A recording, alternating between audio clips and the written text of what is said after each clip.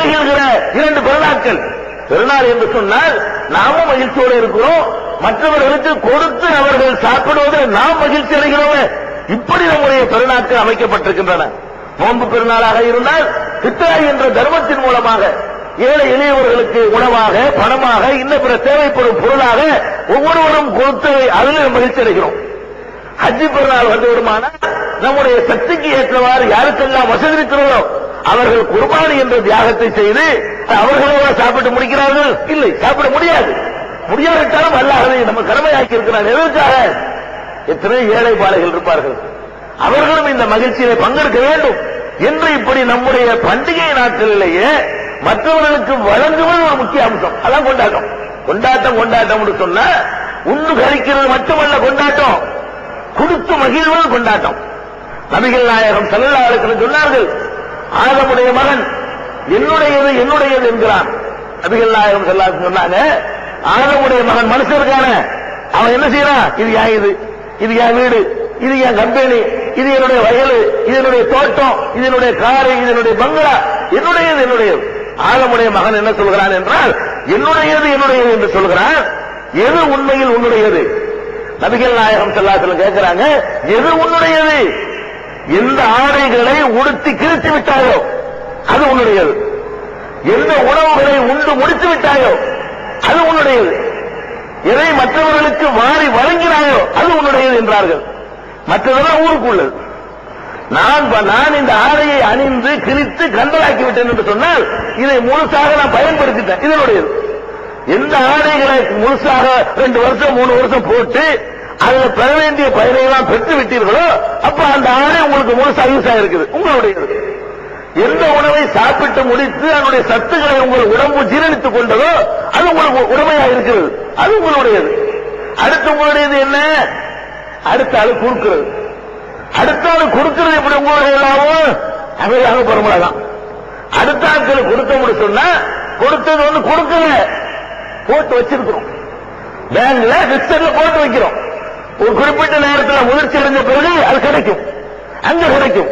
1க்கு 10ஆக 100ஆக 1000ஆக 10000ஆக அல்லாஹ் திருப்பி தரப்போகிறான். அப்ப ஆளுடைய மகன் என்ன நினைக்கிறான் என்று சொன்னால் எல்லாம் என்னுடைய விட்டுட்டு போயிடுறான். என்ன உன்னுடையது? காரை விட்டுட்டு போயிடுற, பங்களா விட்டுட்டு போயிடுற, சேர்த்து வச்சுக்கிற காசுகளை விட்டுட்டு போயிடுற. என்ன உன்னுடையது? ஒண்ணுமே இல்லை. நீ இறந்தவன் அடுத்தவனுடைய அடுத்த நிமிஷமே ஆகிவிடும். நீ எப்ப வண்டியை போடுகிறாயோ அது அடுத்தவனுடையதாக அடுத்த நிமிடம் மாறிவிடும். அப்ப இந்த மாதிரியான ஒரு தத்துவத்திற்கு சொந்தக்காரர்களாக நம்ம வந்திருக்கிறோம். அந்த அடிப்படையில தான் இந்த பெருநாட்கள் அமைக்கப்பட்டிருக்கு. சந்தோஷமான நாள்ல நான் மட்டும்தான் சந்தோஷமா இருப்பேன், அடுத்தவனை பற்றி கவலைப்பட மாட்டேன் என்ற சித்தாந்தத்தை இஸ்லாம் வந்து தகர்த்து இருக்கிறது. இன்னும் சொல்ல போனால் பிறருக்கு தொந்தரவு தருகிற காரியங்களை எந்த அளவுக்கு தவிர்க்க வேண்டும் என்று இந்த மார்க்கம் நமக்கு சொல்லுகிறது என்று சொன்னால், நபிகள் நாயகம் ஸல்லல்லாஹு அலைஹி வஸல்லம் வீதியிலே வரும்பொழுது ஒருவர் விளையாடி கொண்டிருக்கிறார். என்ன விளையாடுகிறார் தெரியுமா? சிறு சிறு கற்களை எடுத்து சுண்டி விளையாடுகிறார். சின்ன கல் எடுத்து சுண்டுவோம் இல்லையா, இப்படி சுண்டி விளையாடி கொண்டிருக்கிறார். அவரை அழைத்து நபிகள் நாயகம் ஸல்லல்லாஹு அலைஹி வஸல்லம் சொன்னார்கள், இப்படி சுண்டி விளையாடுறிய, இதனால் ஏதாவது ஒரு சுட்டுக்குருவியா வேட்டையாட முடியுமா? இப்படின்னு சுட்டுக்குருவி கீழே விழுவுமா? இப்படி சுண்டி விழுகிற காரணத்தினால் அது ஒரு சிட்டுக்குருவியை கூட வேட்டையாட உதவாது. ஒரு போர்க்களத்தில் எதிரியை கொள்வதற்கு உதவுமா? இப்படின்னு ஒரு ஆள் செத்து போயிருவானா?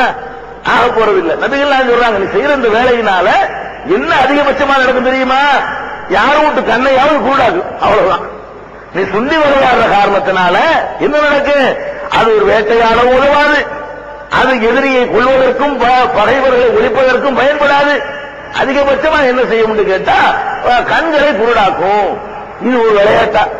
இது தேவையான்னு கேட்கிறாங்க. இது உனக்கு தேவையாப்பா? நீ பாட்டுக்கு விளையாடுற, உனக்கு சந்தோஷமா இருக்குது. இந்த கல்லு போய் யார் கண்ணிலையாவது பட்டா அவன் நிலை என்னன்னு யோசிச்சு பாரு. உன்னுடைய விளையாட்டுகள் கூட, உன்னுடைய சந்தோஷங்கள் கூட அடுத்தவனுக்கு சங்கடம் தராம இருக்கிற வரைக்கும் தான் சந்தோஷம். அடுத்தவனுக்கு சங்கடம் தரக்கூடிய இந்த சிறு கற்களையும் போடக்கூடாது என்று சொல்லக்கூடிய ஒரு மார்க்கத்திற்கு சொந்தக்காரர்கள் நாம். இது நம்ம பெருமைப்படணும், பெருமிதம் கொள்ளணும்.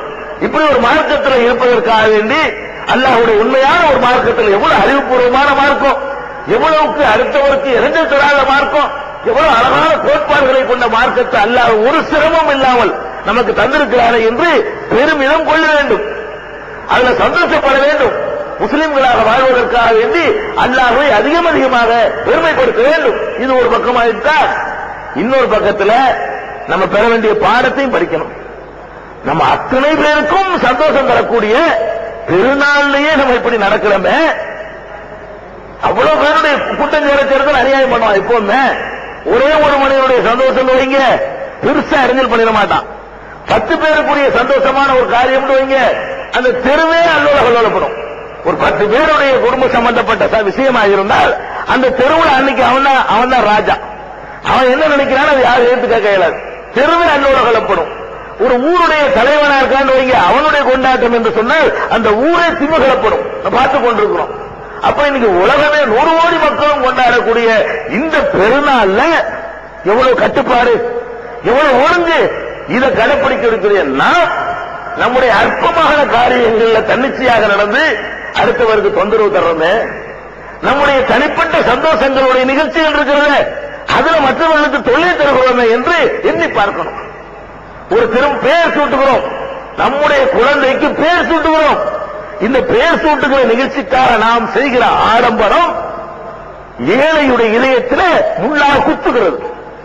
பேர் வச்சிருக்க செலவா, நான் எங்க போவேன் என்று நினைக்கிறான, இது என்ன உனக்கு சந்தோஷம்?